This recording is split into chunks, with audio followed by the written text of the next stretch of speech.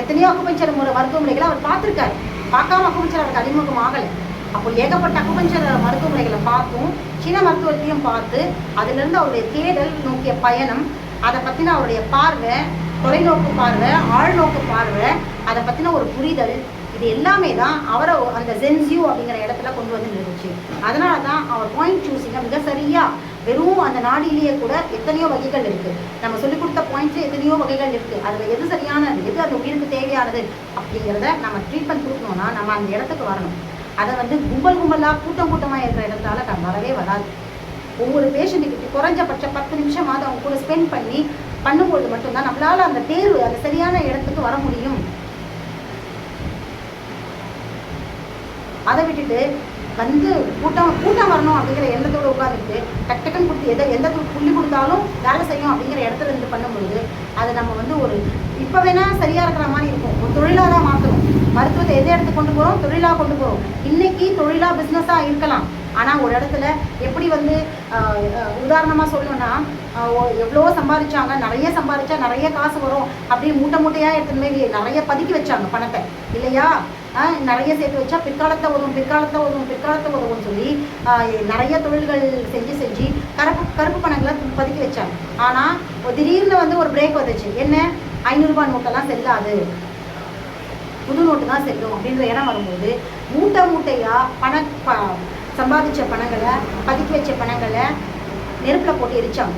பயன்படுத்த முடியாமல் போச்சு, பயன்பாடே இல்லாமல் போச்சு. ஏன்? அன்னைக்கு சம்பாதிக்கும் போது நிறைய தானே கொடுத்தாங்க. நீ அன்றைக்கி அதே 500 ரூபாய் நோட்டு புழக்கத்தில் இருந்தப்ப உங்ககிட்ட கோடியாக போட்டுச்சு. ஆனால் அதை பதுக்கிறதுக்கு நீ எவ்வளோ முயற்சி பண்ணியிருப்ப, எவ்வளோ மெனக்கிட்டிருப்ப, எவ்வளோ உழைச்சிருப்ப. யாருக்கும் தெரியாமல் ஒரு பணத்தை மறைக்கிறது சாதாரண விஷயம் இல்லை. அப்போ அத்தனை உழைப்பும் அதை சேர்க்கறதுக்கான உழைப்பு எல்லாம் செஞ்சோம், எல்லாமே தான் நீ செஞ்ச. ஏன் கடைசியாக அது நெருப்புக்கு போச்சு? ஏன்னா அதில் உண்மை இல்லை, உண்மை இல்லாமல் போச்சு. உண்மை இல்லாத இடம் தற்காலிகமாக வேணா நல்லா இருக்கும். தர்மத்தின் வாழ்வதனை சூது காக்கும். நிச்சயமாக தர்மத்தினுடைய வாழ்வை ஒரு கட்டத்தில் நம்ம தொடர்ந்து அதை அதர்மம் செஞ்சுட்டே இருக்கும்பொழுது சூது காக்கும். ஆனால் தர்மம் மறுபடியும் வெல்லும். அதான் இறுதியான நிலை. இதை தான் எல்லா மறைநூல்களுமே சொல்லு.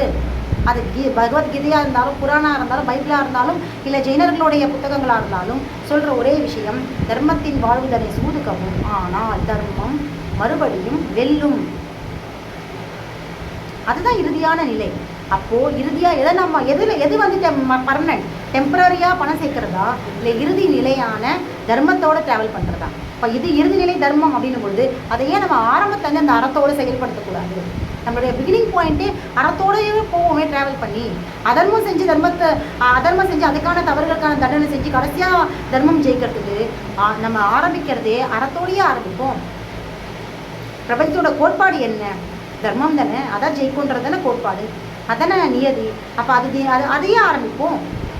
அப்போ நம்மளுடைய சிகிச்சையும் வந்து அதுலேயே ஆரம்பிப்போம். என்னைக்கு எப்படி வந்து நம்ம தவறான முறையில் ஒரு தொழிலாக பணம் சேர்க்கணும் அப்படிங்கிற ஒரு தவறான மென்டாலிட்டியில் அந்த பணத்தை சேர்த்து கடைசியில் நெருப்புக்கு இரையாக்குனதுக்கு அந்த பணத்தை முறையாகவே சம்பாதிச்சு முறையாகவே பயன்படுத்தி செஞ்சுருந்தா அந்த 500 ரூபாய் இதெல்லாம் நீ இல்லாமல் இன்னும் எத்தனையோ மனிதர்களுக்கும் பயன்படுத்தியிருக்கலாம். ஸோ இதே இடத்த தான் அக்குபஞ்சர் ட்ரீட்மெண்ட்லையும் நீ ஏதோ ஒன்று செஞ்சு கூட்டமாக ஜனங்க வரணும், நம்ம தான் மருந்து கொடுக்கறதில்ல, மாத்திரை கொடுக்கறதில்ல, ட்ரீட்மெண்ட் மட்டும்தானே கொடுக்குறோம், அது எதையாவது ஒன்று கொடுக்கலாம் அப்படின்ற இடத்துல இருந்து நீ தொழிலாக மாற்றி பணம் சம்பாதிச்சிருந்தோம். அப்போ நிறைய சேரும். ராயல் ஃபுல்லாக பணமாக தான் இருக்கும். வீடு வாங்கலாம், கார் வாங்கலாம். ஆனால் அறத்தை தொலைச்சிடும். இலைக்காடு தற்காலிகம் ஒரு இடத்துல அது எல்லாமே வேற வழியாக போகும். இதோடு சேர்த்து நீ செய்கிற விஷயம் உன்னோட மற்ற தொழில்களாவது உனக்கும் அவங்களுக்குமான ஒரு விஷயம். ஆனால் இது ஒரு உயிர் சம்பந்தப்பட்ட விஷயம். ஒரு உயிருக்கு நீ செய்கிற அறம், அந்த அறத்திலேயே நீ பங்கம் விளைவிச்சுன்னா அது பெரிய பிரச்சனைகளை கொண்டு போகும் பிற்காலத்தில். ஸோ இதனால தான் ஒற்றைப்புள்ளி. ஏன்னா இது ஏன் இவ்வளோ பேசுகிற மருத்துவத்தில் அப்படின்னு பார்த்தீங்கன்னா, மருத்துவம் கல்வியும் சாதாரண விஷயமே கிடையாது. மருத்துவம், கல்வி, உணவு இது மூணுமே மக்களுடைய உரிமை. இந்த பிரபஞ்சத்தில் பிறந்திருக்க ஒவ்வொருத்தருடைய உரிமை. அவங்களுக்கு கிடைக்க வேண்டிய விஷயம். ஒரு மரத்துலேருந்து நமக்கு நிழல் கிடைக்கிறதுக்கு நம்ம காசு கொடுக்குறோமா? யார்கிட்ட பர்மிஷன் வாங்குறோம்? அது நமக்குன்னு கொடுத்துருக்கிறது. இந்த பிரபஞ்சமும் இந்த இயற்கையும் நமக்கு கொடுத்த ஒரு விஷயம். நிழல், நீர், காற்று, இதெல்லாம் போயிட்டு அவங்ககிட்டயாவது பர்மிஷன் வாங்க முடியுமா? தானாக தானே கிடைக்குது. அது நம்மளோட அடிப்படை உரிமைன்றதுனால தானே மனிதனாக பிறந்த ஜீவராசிகள் எல்லாருக்கும் கொடுக்க வேண்டிய விஷயன்றதுனால தான் பிரபஞ்சம் கொடுத்துருக்கு. அதே மாதிரி தான் கல்வி, உணவு, மருத்துவம், இது மூணும் மனிதர்களாக பிறந்தவங்க ஒவ்வொருத்தருடைய உரிமை. அந்த உரிமையில பங்கம் விளைவிக்கிற மாதிரி யார் எது செஞ்சாலும் அது பின்காலத்தில் விளைவை ஏற்படுத்தும். அப்படின்றதுனால தான் மருத்துவத்துக்கு நான் இவ்வளோ விஷயங்கள், அறம் சார்ந்த விஷயங்கள் பேச வேண்டியதாக இருக்குது. ஏன்னா மருத்துவம் இன்னைக்கு அறத்தை விட்டு விலகி இருக்குது. இதனால தான் இன்னைக்கு ஏகப்பட்ட மனிதர்கள் எந்த ரீசனும் இல்லாமே இறந்துருக்காங்க.